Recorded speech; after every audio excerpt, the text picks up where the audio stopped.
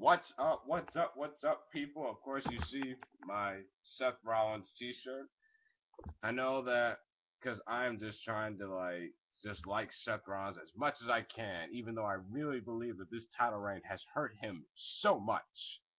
But anyway, I am DJ Cass, and I am of course back with my not my regular show review, my SmackDown review for tonight. And this was actually a pretty good episode. At least I thought it was. I mean, for me, I'm one of the people who's like, you need to watch SmackDown because you never know what we might get.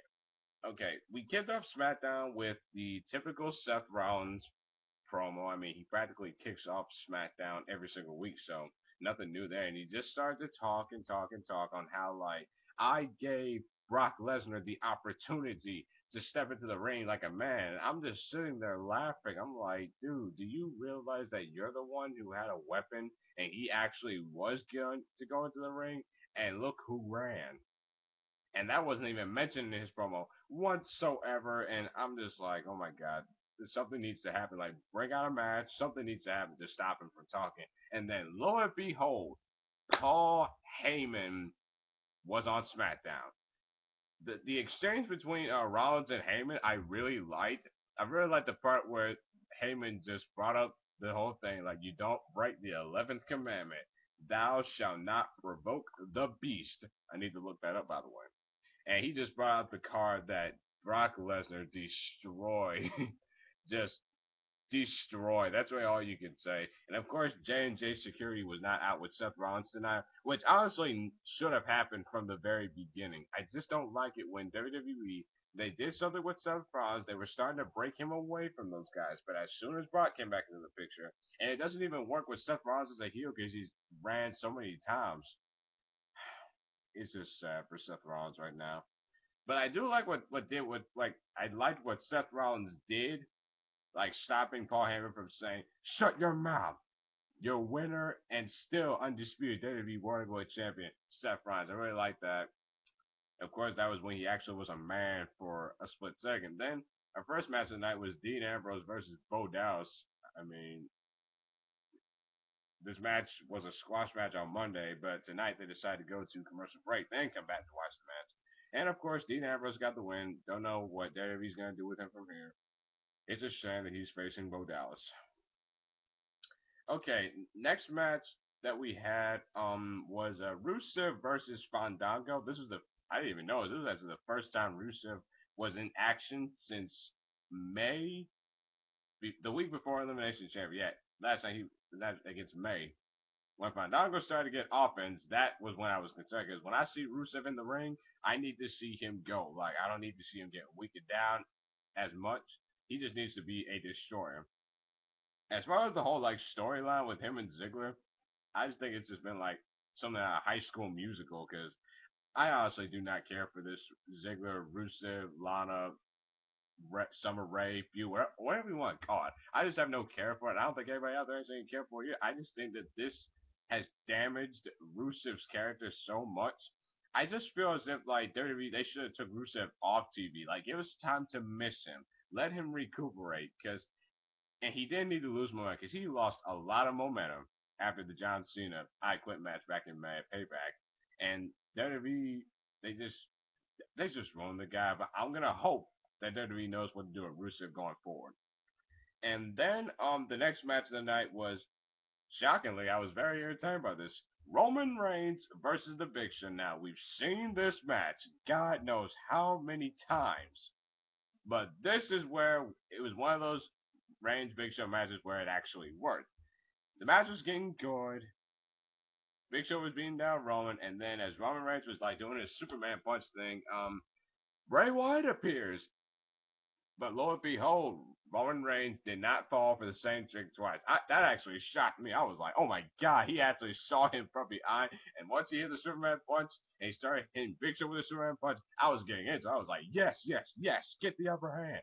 And then lo and behold, Bray Wyatt attacks again. Big Show choke slams Roman, and then Bray Wyatt leaves Roman Reigns laying in a heap like he did last week on Raw. My thoughts on this whole Wyatt Reigns feud, I will be talking about that next week with my man Jake. We will be doing our review. I'm not review.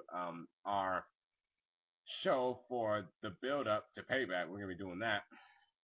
I'm really liking this Wyatt Reigns feud. It definitely is working to an extent.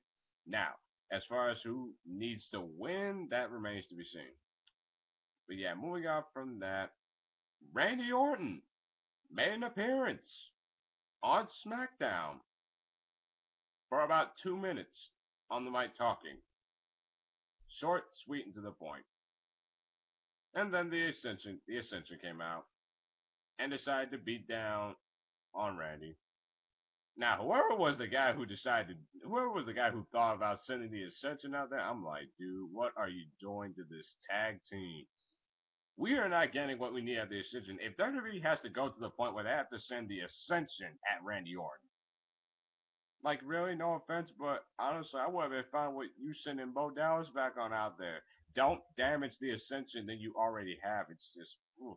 And I guarantee you, we will probably see Randy Orton versus Victor or Randy Orton versus Connor Monday on Raw. I guarantee it. As far as Randy Orton, him returning, he has made more returns than Big Show has done facing heel turns in his career. Like, he is just trapped in limbo right now. So hopefully WWE knows what to do with him after the Sheamus feud, maybe in a program with Wyatt. I don't know. Just hope works out the best for Randy Orton. Then we had Brie Bella and Alicia Fox versus Paige. Not Paige. See, they've gone one-on-one so many times. I don't even know. It was against Tamina and Naomi. Tag team match was fine. Didn't really care for it. I still don't like the whole like Team Bella storyline because they're not really following up on it. It's like they're teasing us for something. I don't know about you guys, but one of the rumors is to bring up Charlotte and Sasha Banks to help with Paige with this whole thing. It'd be a six diva tag match at SummerSlam. I wouldn't be opposed to that, but my problem is until they get their main roster divas stuff together, I don't want them touching my NXT divas. I don't want. I like Okay, moving on from that, then we finally have the main event of the night, which was Seth Rollins, champion versus champion. Seth Rollins versus Ryback. You've seen one Rollins Ryback match, you've seen them all. I mean, it wasn't really anything new. The match was fine for what it was. I think it's been a while since we had a champion versus champion match. Not since they like brought the belts together, the WWE and World Heavyweight Championship. So yeah, it was a bit refreshing seeing a champion versus champion matchup. What I do not like is the way that match ended. Why in the world is Seth Rollins running away from Ryback when he's beaten Ryback like Lord knows how many times? Like seriously, I mean he beat him like a couple weeks ago on SmackDown. For all I know, and it's like, why are you running away from Ryback? I mean, you really should not be scared of Ryback when you've beaten him so many times, and even you've gotten up in his face. But it's just, oh man, it's just I don't know why they decided to do that. This like Seth Rollins' world title run, this has hurt him so much. This has actually gotten to the point where he's running out of matches. You're the WWE World Heavyweight Champion, and Seth Rollins, I'm wearing your T-shirt. I like you, but I cannot take you seriously as the champion. It's just, you're running away from Ryback, a modern day WWE superstar who is in the ring constantly. You have faced so many times, and you're really running away. And all you have to say is that I don't have to prove nothing to you. That is not his name. That would work in with most heroes, but with you, you've done it so many times. It's like where okay, this shit cannot fly no more.